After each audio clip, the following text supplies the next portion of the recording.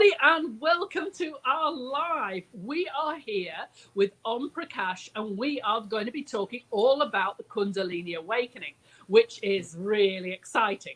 So, Monica is here with us, and Prakash, welcome. Thank you. Pleasure to be here. And I think we'll have a very interesting talk. I know, I'm so looking forward to it. You see, both Monica and I decided that we were both coming onto this live. No one So was you got, batting in there. yeah, you got double trouble here. You got double trouble. Superb. So, Kundalini Awakening. Okay, so Om Prakash, do you want to tell us a bit about yourself first? That'd be great. Okay. Right now, I am retired in word, if not in deed. Okay. um, Goodness, I've been a Unitarian Universalist minister. I was a minister for 15 years. Before that, I was a Pentecostal minister.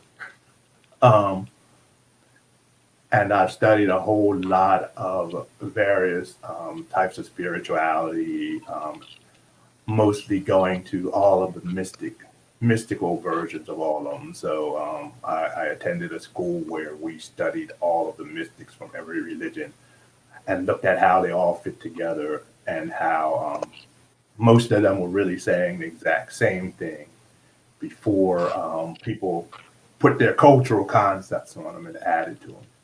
And all of these things were like you were talking about the Kundalini thing. They were all about connecting with what you call God. It wasn't about you worshiping something or believing in something. It was like you realizing that you were that and having a direct connection with it. Okay. So I did that. I am a Reiki master teacher. That was one of the things I learned when I was kind of skeptical. But but I had been doing things like martial arts before that, where we were using like the chi and the ki, which is the same energy basically using Reiki. So I'm a Reiki master teacher. I'm a massage therapist. I'm a life coach. I do Ho'oponopono. Um, Oh, wow. and The whole shebang then. yeah, and also not a yoga meditation, which is very interesting. So I've tried to learn most of the things that I can in order to get people to be able to help themselves by delving into a practice, realizing that any one of them, if you go far enough, takes you to the end. Superb. So tell us a bit about what really Kundalini is, because a lot of people talk a lot about it. What is Kundalini? Okay, and most of this I'm talking about from is actually from experience. I'm talking about, so it may sound a little different. And there are different two ideas. I study a lot of stuff from the Qigong Chinese tradition and also from the yogic tradition. Basically, the idea is that there is sort of, and it's going to sound strange because as I'm explaining, you're going to get a mixture of the two, but you should be able to understand it. The idea is that there's like this energy center, this ball of energy is located at the perineum, at the root basically of the body. And what happens is when one meditates, one contemplates, one does the correct breathing and is in the right condition, what happens is this energy begins to rise up through the spine, goes all the way up and goes through the brain, cleansing all of the energy centers. These centers people call chakras, these seven centers on the body. And what happens is you get this connection between the seventh one, which is like divinity, and the earth. There are actually chakras that are below the lowest one on the body, which is sort of the one that connects you to the earth. So it's sort of like there's this idea that Native Americans have about all of us being like, and the Kabbalah have about us being like trees, where we're connecting heaven and earth. So the Kundalini actually is something that makes that happen. They connect heaven and earth. And a lot of things they've done, research they've done, found that you actually have this spinal fluid in your body. And when somebody has a Kundalini experience, it has more oxygen than usual. and there's this big burst of it more than usual, and it actually washes the brain out. It gets rid of all these ideas there. So there's actually a very physical reaction where your brain is flooded with oxygen, and you have this awakening experience. So that's basically what Kundalini is. Superb. And I think you were telling us before we started, well, if you'd like to tell us about your Kundalini experience. Okay, I actually think I had several of them. Okay. This may sound strange. I have to tell you a little bit about my strange upbringing. When I was young, my mother was this Pentecostal, very traditional. I didn't believe any of that either. My father just went to church every once in a while. But for a while, I got going into this Pentecostal church, and they had this thing called laying on of hands. You might have seen it on TV where they like touch a person and they fall down, and a lot of people are saying, "Oh, that's fake." But what is actually happening is you go into samadhi. You're in this state from the singing, the dancing, the moving, and this is at the pinnacle. You actually go into samadhi when this person touches you. Now, during that time, every once in a while, I'd just be sitting there and I feel something not as powerful as the last time, but something very gentle, like somebody was pouring something on my head. And I feel like this energy going down. And then something would come up and it would be like a flood I could feel pouring out of the top of my head. At the time, I didn't know that was any Kundalini experience, because in that church, we were told that everything was evil and we weren't allowed to study anything like that. Most of my experiences came before I knew what they were, so I wanted to know they were authentic, so I didn't learn anything about them. So that was the first time. The second time was very strange. There was a lot leading up to it, but I'll tell you when it happened. This is crazy. I had been doing a lot of work, basically. I had totally left the church. I decided to go on my own spiritual quest. When I was very young, around 4 or 5 years old, I had this experience when I was out playing. And I looked up at the sky and I could feel this totally loving presence all around me. And I felt like there was this golden energy just pouring everywhere. And it felt like I was totally connected to whatever this loving presence was. Then some kid in the neighborhood came hollering and screaming, and I sort of crashed out of that. So later, when I started to go on my own spiritual quest, I was thinking that I wanted to find whatever that was and come in contact with it. Because I was this type of person who always liked to experiment, like to challenge myself, like to go after something that I thought I couldn't attain. So I started meditating. I'd go up to the field and sit and meditate. And all of a sudden, I started feeling this presence near me. And it was telling me how to meditate and breathe in different colors into certain different parts of my body, basically. I didn't know that there were chakras back then, and it was telling me how to breathe into these chakras and things. And then all of a sudden, everything just shifted, and later on, all of this was taking place over years and years because I was very skeptical, like I said, of everything. So after doing that for a while, I started meditating again. I went back to the church again, thought it was all evil again. Then later, I actually started to meditate and sort of dream and hear these entities telling me things which I fought against. At the end of this big, long search, I sort of thought I was going crazy because there were these women talking to me. It seemed like women talking to me in my head.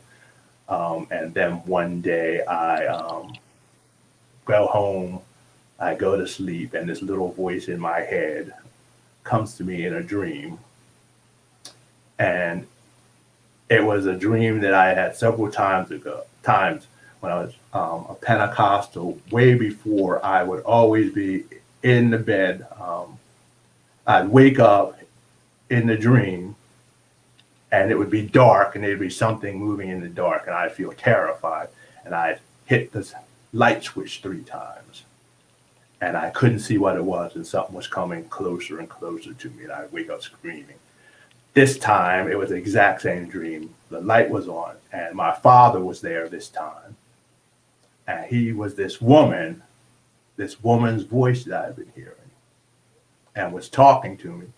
And it was the strangest, most scary experience that I ever had in my life.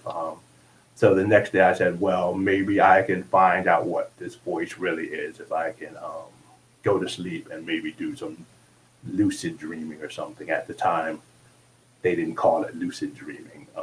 I had just heard some person talk about something called dream control several years before.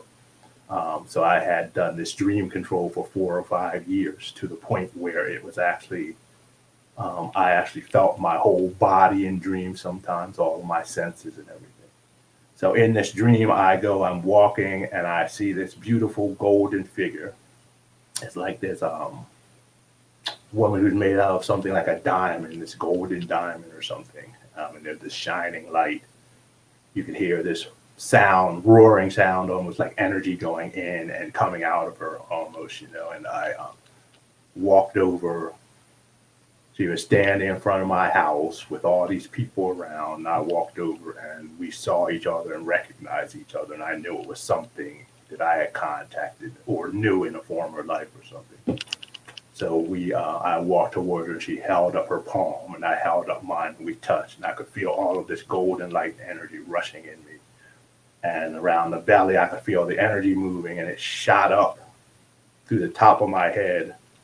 And it was like roaring, like the sound that I heard coming from her. And I sat up in bed and I opened my eyes and it was still coming out, maybe for 1 or 2 minutes. This roaring energy was just coming up and it was making this sound like a waterfall or something. And I felt totally connected with everything from that time on, basically.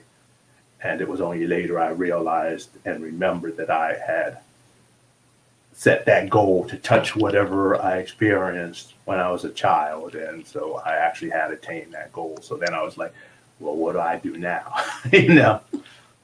So it was sort of an awakening, but it was a growing into it. It was sort of like getting to the end before going through the beginning, if you know what I mean. Nice. Before I knew about it and could talk about it, what it was and all of that, it was like it just hit me like that. Superb. Okay, well, Monica's got some questions for you all about Kundalini. So over to Monica. Okay. Hello. Gosh, I've tried to say something with my mic muted. That's very clever. Yes, I would love to check with you. What's the difference between spiritual awakening and Kundalini awakening, if there is a difference between the two? I think that this is the difference. It's like I was talking about before when I was talking about it happening first before I gone through all the other stuff. In the regular awakening, I think I'm going to talk about the chakra system. You have these 7 energy centers going through the body. Basically, within any of those centers, there is a point of awakening.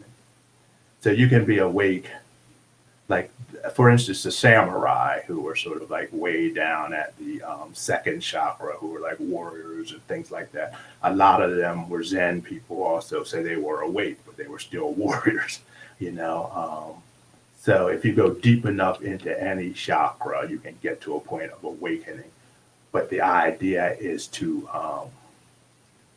cleanse each one, get rid of the negativity. And when you cleanse the lower one, you move up to the next one. So the idea of really, really being awake is you cleanse all of these chakras, so that you don't end up falling back down. That's what a lot of people do nowadays. You can have a Kundalini experience, you rise up to the top, but then what happens is you keep falling back down because there are unresolved issues all along the way. So part of the real wide awakening is getting rid of all the unresolved issues, basically. So that's the difference. The Kundalini takes you there, but it doesn't necessarily keep you there. If you have that first, you still have to do the work later. But if you do the work, usually it comes after you do the work.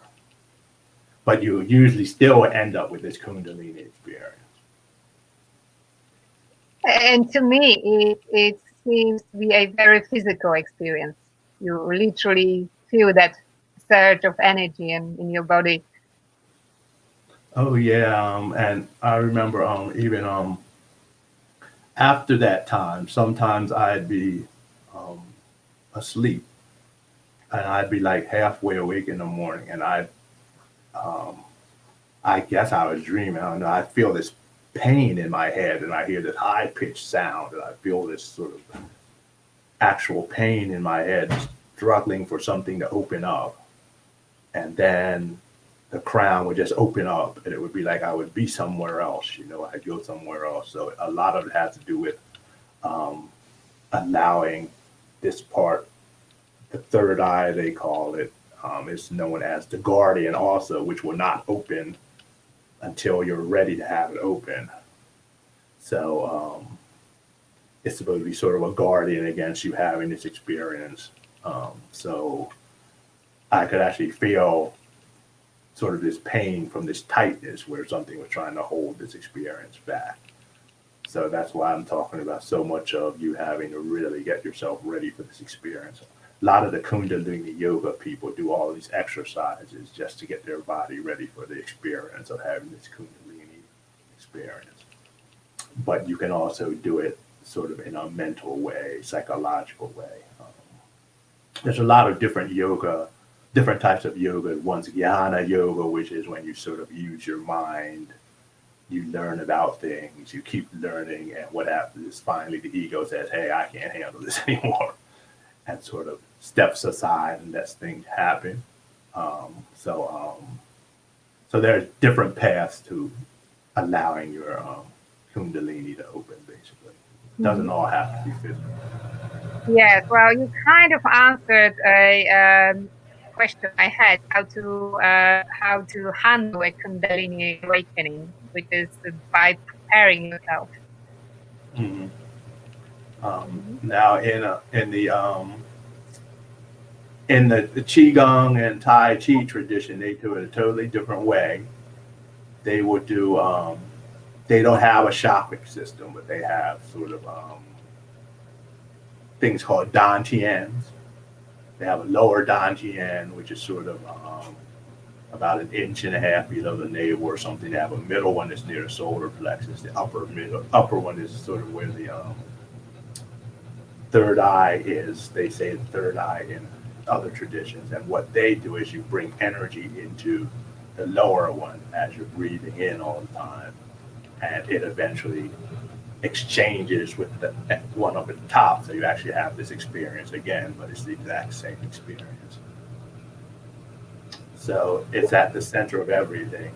And if you notice a lot of art with pictures of serpents and snakes over people's head are actually about Kundalini, because Kundalini is represented by a curled up snake rising up. So it's everywhere.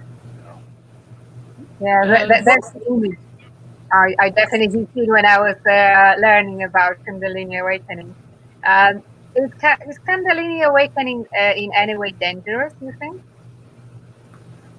I've heard that if someone sort of has mental difficulties or is unstable or something like that, I've heard that it can be dangerous. It can sort of push people over the edge. So that's why it's important for some people to really work with somebody who knows what they're doing.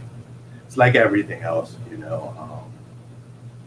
people need to, and it's only for people who already have mental difficulties. I mean, your average person, I don't think it's dangerous for, because with Mhm. your average person, it's not going to happen if you're not ready, unless you find a way to trick yourself into it. Um, like sometimes um, people who take a lot of drugs and things like that, sometimes it happens, but then Mhm. if it becomes uncontrollable, that becomes a problem. I had a Yeah. close friend. I had a close friend who used to take drugs all the time, and he had some experience like that. Never got over it, basically. Where he It's a powerful experience. yeah. Hmm. Mhm. And I guess Yeah, the yeah. I've met I met a couple of people who had had experiences also where they go somewhere by somehow through physical manipulation, like some type of body therapy or something, where they were supposed to learn how to have a Kundalini experience. It was like somehow they were forced to do it, and they're pretty shaken up still. So it can be dangerous in the wrong hands if it's done the wrong way. Yes, yes. With such powerful experiences, we all have to make sure that it's in a safe environment, happening in a safe environment. That the key question for me is what is the actual purpose of a Kundalini awakening? One of your words got blocked out. What was that again? I was asking about the actual purpose of Kundalini awakening. What, why are we aiming for Kundalini awakening? What are we achieving? Okay, well, it's basically, if you think of it this way, when we talk about the chakra system in the body, when we talk about chakras, people think of them as sort of this one little wheel with energy in the body and all of that. But in actuality, they are more than that. They are sort of these doors to infinity that take you into very deep levels of realities on various levels. Basically, they are actually sort of the matrix of what the universe is made of, being carried in our bodies. So they're not as simple as just saying they're energy centers. What this experience does is it sort of reconnects all of those things. It's kind of like a reflection of the mind. As we work with the mind and we begin to heal the mind and we begin to incorporate all the various aspects of self, um, that would be sort of representative of what's happening in the body when all these chakras connect themselves, basically. It's actually that we are reconnecting all the aspects of ourselves so that we get this new found energy and power because we are coming awake physically. What I mean by coming awake physically is that sort of in the Qigong tradition, they talk about Qigong being created for enlightenment, basically. And what happens is that you begin to realize that your brain is not the only place where you think. Nowadays, they're finding that in the heart you have cells that are somewhat like the brain. So your heart is actually a self-sustained, self-thinking entity, and your gut has the same type of brain, and these parts of you reach out and perceive. The brain is mostly just bringing in the information and is translating the information. So it's not the thing that's thinking, the whole body is thinking. So the idea with Qigong and I think with this Kundalini experience is to bring the mind and body back together again so that the whole mind and the whole body is that which is perceiving. So instead of just this little brain cutting off what comes from the heart and mind, which we've learned to do in our society a lot, we've learned not to listen to the heart a lot and the brain a lot. Instead of that happening, what's happening is that we are picking up, our senses are everywhere. We're picking up everything. And eventually what is supposed to happen is that we realize that it doesn't even end there, because it has been discovered that there are millions, probably trillions of these small germs floating around everybody's body. And these germs are actually able to communicate with our cells and our body, but we can't hear it in our brain because we can't connect with our body. And these germs can actually be affected by other people's germs and communicate with them. And they're communicating with the gut bacteria in our body, which is communicating with the cell. So we're this big giant community, and we don't even know that because we have limited ourselves and blinded ourselves to only 0.05% of what exists in the world, when in actuality, everything is totally connected. What the Kundalini experience does is take you back to the point where everything is totally connected, basically. It's hard to go backwards once you had one. Like I said, you aren't like this perfect saint or whatever, but you really don't need to be a perfect saint. But it sort of connects you with everything, so you begin to recognize things. And it can be a point of growth as you start to slowly get your mind out of the way and experience what's capable for you. So I say it's the thing that opens the door to all the capabilities and all the possibilities. Amazing. Thank you so much. That was a great answer. Thank you. I will pass you back to Nikki.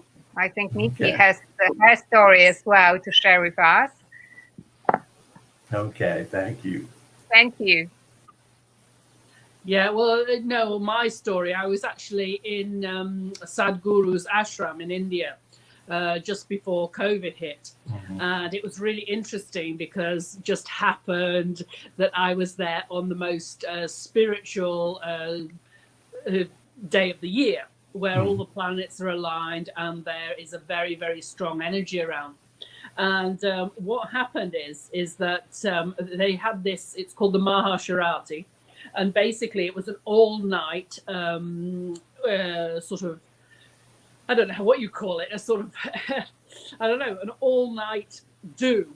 And there was meditations there, and there was, singing, dancing. There was all sorts of different prayers, all sorts of things. Really, really interesting. I couldn't stay up until, it was supposed to be all night, but at about sort of 3-4 o'clock, me and the girl and people who we were with decided that was enough, because there was also this incredible energy around. So anyway, we went all back to where the taxis were to get a taxi. And as I got in the taxi, I started getting these really, really bad pains coming from my feet upwards. And they got so bad, they went all the way up my body, right up to about here. And oh boy, it was so painful. It was one of the most painful things I have ever experienced. And it was really funny because some of my friends said, oh, that's a Kundalini awakening. I personally didn't really see it like that. So I was just wondering what your thoughts are on it, whether you thought that was some sort of Kundalini. I think it's some sort of Kundalini energy. I just don't think it was a Kundalini awakening. But anyway, what are your thoughts on that? I think that it's definitely the energy you see, because in